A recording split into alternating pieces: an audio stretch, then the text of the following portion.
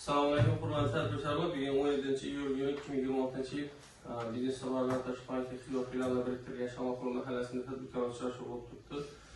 Sizlarning mahallamizda bankimizda mavjud mahallani tadbirkorlikni rivojlantirish uchun ajratiladigan kreditlar bilan tanishtirib o'taman. Hozirgi kunda asosan mahalla tadbirkorlikni rivojlantirish, mahallada bandlikni ta'minlash bo'yicha Prezidentimizin POK 312 sonli qarori asosida POK 385 sonli, POK 60 sonli qarori asosida kreditlar mavjud.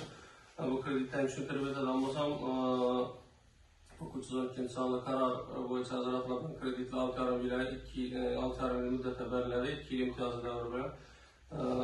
Mahallani toifasidan, rayonni tuman toifasidan kelib chiqib 20-21% ajratiladi.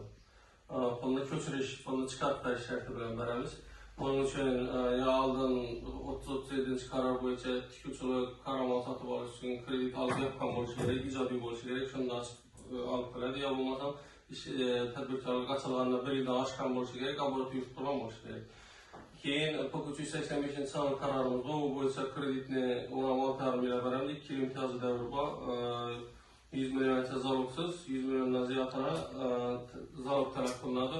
Bu bo'yicha tadbirkor rahbar ayol kishi bo'lishi kerak, yo bo'lmasam ta'sis yurishida 50% ayol kishining ulushi bo'lishi kerak.